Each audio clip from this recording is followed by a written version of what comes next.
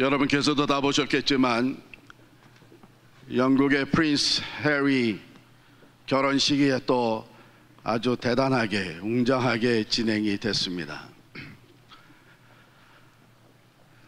저는 그 결혼식을 보면서 오래전에 프린스 해리의 어머니 다이애나 결혼식에 그 광경을 보고 제가 썼던 에세이, 짧은 에세이를 되새겼습니다. 참 너무나 결혼식이 화려하고 감동적이고, 그런데 그 에세이 맨 마지막 부분에 가서 제가 이런 글을 썼더라고요. 이제 잘 살아야 될 텐데, 그렇게 썼었어요. 여러분, 결혼식 뭐니 해도 결혼한 부부, 결혼해서 생겨진 가정은 행복해야 됩니다. 다른 것보다도 행복해야 돼요. 교회는 뭐니 해도 구원의 열매를 맺어야 합니다.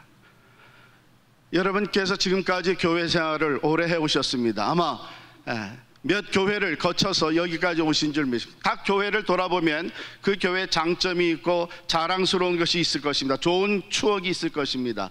때로 우리 성도들이 저에게 와서 목사님, 제가 전에 섬겼던 교회에서는 이런 것도 했습니다. 그 교회는 이런 시설이 있었습니다. 그 교회는 이렇게 조직을 하고 움직였습니다. 그래서 자랑스럽게 얘기하는 거 들을 때마다 그렇구나, 저것도 좋겠구나, 저것도 좋겠구나. 그런데 제가 제일 부러워하는 교회가 어느 교회겠습니까? 저뿐만이 아니라 여러분도 아마 그런 교회를 제일 부러워할 텐데, 영적 추수가 이루어지는 교회, 예수 믿고 구원받는 자가 날마다 더해지는 교회가 가장 건강한 교회고, 가장 부러운 교회고, 가장 매력적인 교회입니다. 바로 오늘 본문 말씀 맨 마지막에 보면 우리가 참으로 사모하는 교회에 대한 모습이 나오는데, 주께서 구원받는 사람을 날마다 더하게 하시니라 그랬습니다. 교회는 뭐니 해도 영적 구원의 역사가 일어나야 되는 줄을 믿습니다.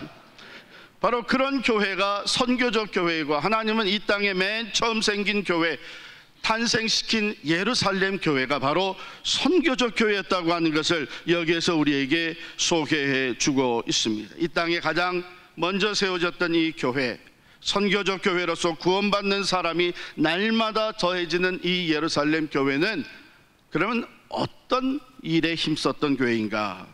42절을 같이 읽겠습니다. 42절 읽습니다. 그들의 사도의 가르침을 받아 서로 교제하고 떡을 떼며 오로지 기도하기를 힘쓰니라. 여기에 네 가지가 나와요. 먼저 사도의 가르침을 받았다. 성경 말씀을 가르치고 하나님의 말씀을 배우는 교회였다고 하는 것이죠. 이거 성경 안 가르치는 교회가 어디 있나? 성경 공부 안 하는 교회가 어디 있나?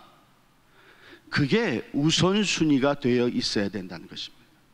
다양한 세미나도 많이 하고 다양한 사역과 봉사활동도 많이 하는데, 그 이전에 먼저 힘써야 되는 것은 하나님의 말씀을 가르치고 배우는 것이죠. 사도들로부터 그 말씀을 배웠던 교회입니다. 여러분, 우리 필그림 선교교회는 영원히 잊지 말아야 될 사건이 있습니다. 바로 작년 이 종교개혁 500주년의 해를 맞이하면서 우리는 성경으로 돌아가자, Back to the Bible 하고 시작을 했습니다. 그런데 하나님께서 2017년 종교개혁 500주년의 그 끝자락에 우리가 영원히 잊지 못할 사건을 우리에게 허락하셨습니다. 우리는 진리를 고수하기 위해서, 오직 말씀으로 돌아가기 위해서 건물까지 포기하고 나오는 일이 바로 12월 마지막 주일에 일어났어요. 그때 우리 교회는 필그림 선교교회로 이름이 바뀌어졌습니다. 우리는 이것을 잊지 말아야 됩니다. 선교적 교회로 나아가는 이 길에 첫 번째 우리에게 주신 하나님의 메시지는 말씀 중심이 돼야 돼요. 여러분이 교회 생활을 하다가, 여기서 우리가 신앙생활을 같이 하다가 때로는 이런저런 이유로 옮겨가게 되고 다른 교회를 찾아야 될 상황이 벌어질 수 있습니다. 그럴 때도 여러분 분명히 기억하면서, 이 교회는 성경 중심 교회인가, 성경을 가르치는 교회인가, 말씀이 살아있는 교회인가, 이것을 우선순위로 보고 결정하시기를 바랍니다. 성경 말씀 가르친 일이 예루살렘 교회에서도 우선순위가 바뀌는, 변질되는 일이 있었습니다. 사도행전 6장으로 넘어가게 되면 구제할 일이 너무 많아져가지고 말이죠. 그래서 사도들이 구제하는 일에 시간 많이 뺏기고 에너지를 뺏기다 보니까 교회에 문제가 생겼습니다. 그때 사도들은 본래 우선순위를 돌이킵니다. 이제 7 집사를 뽑아서 이 구제하는 일은 그들에게 맡기고 우리는 말씀을 전하고 기도하는 일에 전념하리라. 할렐루야. 두 번째, 교제입니다. 서로 교제하고 이렇게 했습니다. 여기에 교제라고 하는 헬라 말은 코이노니아로 우리가 잘 아는 단어입니다. 그런데 이 코이노니아가 그냥 우리 예배 끝나고 커피 마시면서 이런저런 세상 돌아가는 얘기하고 또 가정에 모여서 음식 같이 나눠 먹으면서 취미생활 얘기하고 뭐 이런 게, 그거는 교회 아니래도 여러분이 교회 옷 들어오기 전에 이미 사회에서 다 하던 거예요. 그러면 교회에서 일어나는 교제는 무엇을 얘기하는가? 교회에서 일어나는 교제는 말 그대로 코이노니아 말의 그 원래 뜻은요, intimate sharing, 아주 친밀한 나눔인데 oneself with others, 나 자신을 다른 사람과 친밀하게 나누는 것이 코이노니아예요. 그러니까 내게 있는 것을 다른 사람과 나누는 것, 내가 받은 것을 다른 사람과 나누고, 내가 받은 상처도 다른 사람과, 내가 받은 기쁨도 다른 사람과, 내가 받은 은혜도 다른 사람, 그 바로 영적이고 또 육신적인 모든 것을 친밀하게 다른 사람과 나누는 것이 코이노니아입니다. 그렇기 때문에 이 코이노니아, 성대의 친밀한 교제 속에는 서로의 부족한 것을 채워주는 섬김이 있고요, 거기에는 상처가 치유되는 역사가 나타나고요, 서로를 위해서 중보기도 하는 영적 교제가 깊어지고요, 말씀의 은혜를 나누고 내가 받은 은사들을 함께 나누는 이런 교제가 이루어지는 것입니다. 제가 가만히 생각해 보니까 우리 교회에서는 이런 교제가 언제 가장 그래도 잘 이루어지고 있는가 했더니 소그룹에서, 은사동에서 그런 일들이 일어나는 것을 제가 들으면서 얼마나 감사한지. 또 큐티방, 큐티 나눔 속에서 커피 브레이크 성경 공부, 1:1 제자 양육, 거기서 들려오는 얘기들을 들어보게 되면 삶이 나눠지면서 마음속에 깊은 상처까지도 서로 내놓고 함께 기도하는 가운데 하나님의 치유에 치유하시는 역사, 회복되어지는 놀라운 열매들이 맺혀지는 것을 듣게 됩니다. 여러분, 여기에 참여하셔야 됩니다. 그냥 예배 자리에 앉아서 이런 교제가 이루어집니까? 아니에요. 이 초대교회는, 선교적 교회를 이 땅에 하나님이 탄생시킨 초대교회는 바로 이런 교제가 이루어졌던 교회입니다. 세 번째 보게 되면 떡을 떼며 그랬어요. 떡을 떼며. 고린도전서 10장 16절 말씀입니다. 우리가 축복하는 바 축복의 잔은 그리스도의 피에 참여함이 아니며 우리가 떼는 떡은 그리스도의 몸에 참여함이 아니냐. 떡이 하나요 많은 우리가 한 몸이니 이는 우리가 다 한 떡에 참여함이라. 자, 그러니까 이 breaking of the bread, 이것도 사실은 커뮤니언이라고 우리가 얘기합니다. 교제, 친밀한 교제입니다. 그런데 이 친밀한 교제는 매우 영적이고 또한 깊은 것인데 예수 그리스도의 몸에, 예수 그리스도의 그 피에, 즉 우리의 구원을 이루어 주신 그 그리스도의 몸과 또 피를 상징하는 떡과 잔을 나누면서 우리는 그리스도 안에 하나다, 하나다, 유니티를 매일마다 새기면서 그 받은 은혜로 인하여 하나가 되었고, 우리 구원의 은사로, 은총으로 인하여 우리가 하나가 되었고, 그리스도의 십자가로 인하여 우리가 하나가 되었다고 하는 것을 그들은 떡을 떼면서, 잔을 나누면서 항상 그것을 되새겼습니다. 그렇습니다. 선교적 교회로 나가는 그리스도 중심으로 하나가 된 교회가 바로 선교적 교회입니다.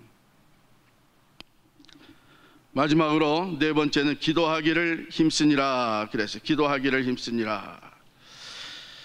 사실 교회가 탄생할 때부터 기도하는 가운데 성령 강림, 오순절 성령 강림의 역사가 나타났잖아요. 마가의 다락방에 120여 성도가 모여서 전혀 기도에 힘쓸 때에 하나님께서 약속하신 성령을 보내주시고 그 성령 강림과 함께 예수 그리스도의 새로운 공동체가 이 땅에 탄생하게 됐습니다. 그렇기 때문에 그들은 그 사건을 잊을 수가 없고 성령 충만한 교회, 성령의 역사를 따라서 성령의 도우심을 따라 예수의 산 증인되는 선교적 교회가 되기 위해 그들은 기도에 힘썼습니다. 제가 이번에 지난 목요일부터 어제 토요일까지 3일 동안 콜로라도 스프링스, 덴버에서 한 1시간 남쪽에 있는 지역이죠. 아마 거기 다녀오신 분들도 많이 계실 겁니다. 거기에서 있는 Transforming USA Prayer Summit이라는 것에 참석을 하고 왔습니다. 특별 초청을 받고 우리 당회에서 얘기를 하니까 아마 그곳에서 우리 교회에 대한 얘기를 듣고 와서 같이 나누고 기도하기를 원한다 해가지고 가게 되었습니다. 저는 생전 이런 모임에 참여해 본 적이 없어요. 특히 미국 형제들과 미국 형제자매들과 이런 참여해 본 적이 없어요. 그래서 3일 동안 계속 기도한 3일 동안 찬양하면서 기도하고 말씀 묵상하면서 기도하고 하나님이 행하시는 일들 그 다양한 사역들 캠퍼스 사역, 가정 사역, 선교 또 미국에서 일어나는 많은 일들 이런 것들을 다 낱낱이 기도의 제목을 놓고 계속해서 그것을 나누면서 기도하고 마지막 순서에 가서 우리 교회 나와서 소개해달라고 이 미국이 청교도의 신앙으로 돌아가야 되는 말씀으로 돌아가는 그것에 앞장서던 필그림 선교교회를 위해서 그들이 다 한 120여 명이 전국에서 모여와서 한 3일 동안 전혀 기도에 힘썼습니다.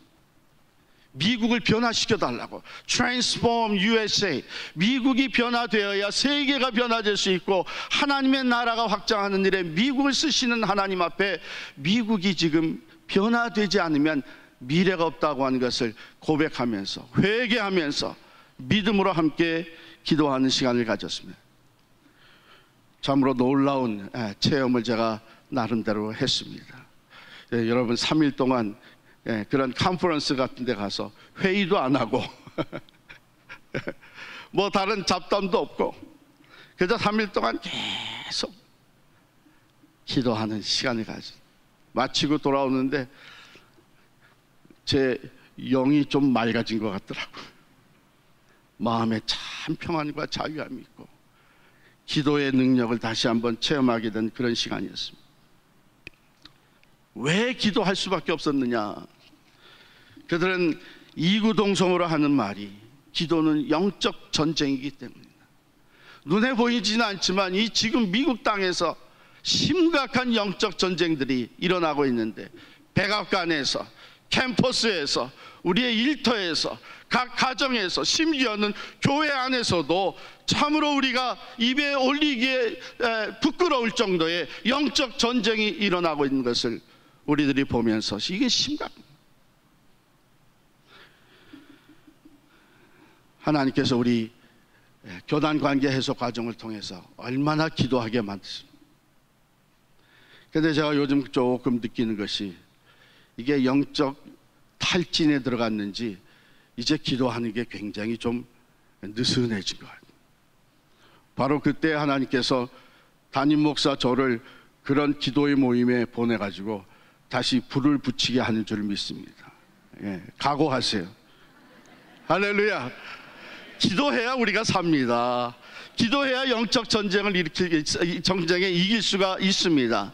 왜냐하면 우리 힘으로는 감당할 수 없는 것이 영적 싸움인데 이 spiritual warfare의 영적 전쟁의 승리라면 하나님께서 하늘문을 여시고 하늘의 천사들을 보내주시고 하늘의 군대를 보내주시고 하늘의 능력으로 도와주셔야만 이 싸움에 승리하게 될 줄을 믿습니다. 그래서 에베소서 6장에 보면은 하나님의 전신갑주의 얘기가 나오죠. 우리가 싸우는 것은 육신의 싸움이 아니기 때문에, 혈육에 속한 싸움이 아니라 영적 싸움이고 어둠의 권세, 공중의 권세 잡은 자들과의 싸움이기 때문에 이 싸움은 하나님의 전신갑주를 입고 싸워야 된다. 그래서 진리의 띠가 나오고 의의 호심경, 또 평안의 복음의 신, 믿음의 방패, 구원의 투구, 성령의 검이 나옵니다. 그런데 이 모든 것을 갖추고 이제는 준비됐다 해서 싸움에 나가 이길 수 있습니까? 아니에요. 싸움에 나가 이기려면 이 아머, 전신갑주를 입고 그 다음에 전략이 있어야 되고 그 다음에 힘이 있어야 됩니다. 그래야 나가 싸울 수 있죠. 그래서 사도 바울은 하나님의 전신갑주를 얘기한 후에 이어서 곧바로 하는 말이 에베소서 6장 18절에 모든 기도와 간구를 하되 항상 성령 안에서 기도하고 이를 위하여서 구하기를 항상 힘쓰며 여러 성도를 위하여 구하라. 할렐루야. 기도에 힘쓸 때 영적 전쟁을 싸워 이길 수가 있고 선교적 교회로 담대하게 하나님의 나라를 세워갈 수 있는 줄 믿습니다. 자, 그 다음에 나오는 내용을 보면 이 네 가지 가장 기본적인 것에 힘썼더니 어떤 열매들이, 어떤 현상들이 나타났는가? 첫 번째, 하나님을 두려워하는 일이 생겼어요. 43절에 보니까 사람마다 두려워하는데 사도들로 말미암아 기사와 표적이 많이 나타나니. 여러분, 오늘날 교회에, 오늘날 그리스도인들의 가장 심각한 문제가 뭐겠습니까? 하나님을 두려워할 줄 모르는 거예요. Fear of the Lord, 하나님을 두려워하는 것이 지혜의 근본이라 그랬는데 하나님을 두려워하는 마음이 사실. 그래서 하나님 존전 앞에서도, 하나님이 세워주신 그리스도의 몸된 교회에서도 언어와 행동이 세상적으로 나가고 하나님을 마치 하나님이 없는 것처럼, 집안에 어른이 안 계셔서 이제 그냥 형제들끼리 마구 그냥 욕하고 싸우는 것처럼 하나님 목전 앞에서 그런 일들이 일어날 수 있는 것은 하나님을 두려워함이 없기 때문에. 시편 33장 8절에 보면 온 땅은 여호와를 두려워하며 세상의 모든 거민들은 그를 경외할지어다. 잠언 1장 7절입니다. 여호와를 경외하는 것이 지식의 근본이거늘 미련한 자는 지혜와 훈계를 멸시하느니라. 잠언 8장 13절 말씀입니다. 여호와를 경외하는 것은 악을 미워하는 것이라. 나는 교만과 거만과 악한 행실과 패역한 입을 미워하느니라. 하나님을 경외하게 되면, 하나님을 두려워할 줄 알게 되면 하나님이 미워하는 이 교만과 거만과 악한 행실과 패역한 말이 사라지게 되는 줄을 믿습니다. 이게 첫 번째 나타나는 거죠. 하나님이 함께 하시고 하나님이 보여주시는 기적과 표적이 나타나는 교회가 되니까 사람마다 두려워하게 되는 거예요. 출애굽한 백성이 광야를 건너올 때에 하나님께서 놀라운 능력으로 역사하시는 소식이 들려오니까 난공불락의 성이라고 했던 여리고에 있던 거민들이 다 그 간담이 녹아내렸다 그랬습니다. 하나님을 영적 권위입니다. 하나님께서 기도의 말씀과 기도와 또 교제와 또 성찬에 힘쓸 때에 바로 이러한 기적과 표적이 나타나게 하시고 하나님을 두려워하는 하나님의 권위가 세워지는 교회로 든든히 서게 해주신 줄 믿습니다. 두 번째 나타난 현상은 사랑의 공동체가 형성이 된 거예요. 사랑의 공동체가 44절부터입니다. 믿는 사람이 다 함께 있어 모든 물건을 서로 통용하고 또 재산과 소유를 팔아 각 사람의 필요를 따라 나눠주며 날마다 마음을 같이하여 성전에 모이기를 힘썼다. 또 집에서 떡을 뗐다 그랬어요. 바로 사랑의 공동체가 형성이 된 거예요. 우리가 서로 섬기는 것 중요한데 그것이 우리가 의지적인 노력으로 되는 것이 아니라 우리가 하나님 중심으로 말씀과 기도에 힘쓰고 교제 자리에 나아가고 그리고 성찬을 통해서 하나 되는 것을 늘 재확인하는 이 삶 속에 사랑의 공동체가 아름답게 누가 말하지 않아도 어려운 사람, 고통 가운데 있는 사람의 짐을 함께 나눠주려고 하고 내 것을 나눠주게 되고 자기 것을 팔아서 서로 통용하게 되고 이러한 사랑의 공동체가 형성이 되는 것입니다. 세 번째로 나타난 현상은요, 기쁨과 순전한 마음으로 음식을 먹고 하나님을 찬미하며 또 온 백성에게 칭송을 받았다, 이렇게 됐어요. 내부적으로는 기쁨이 충만한 교회가 됐어요. 기쁨이 충만한 교회. 외부적으로는 칭찬받는 교회가 됐어요. 칭찬받는 교회. 이번에 우리 콜로라도 스프링에서 같이 기도할 때에 한국 교회의 기도 제목을 나눠달라 그래서 제가 한국 교회 위기 상황을 소개를 했습니다. 우리 한국 교회가 너무나 물질주의적으로 나가게 되고 인기주의적으로 나가게 되고 하는 동안에 사회에서 많은 지탄을 받게 됐고, 한국 사회가 교회에 대해서 엔타이 철치가 되어 있다. Not necessarily anti-Christ, 저 그리스도적인 건 아닌데 교회에 대해서 매우 부정적인 반응을 보이고 있다. 이건 큰 위기니까 우리 한국 교회를 위해서 기도해달라.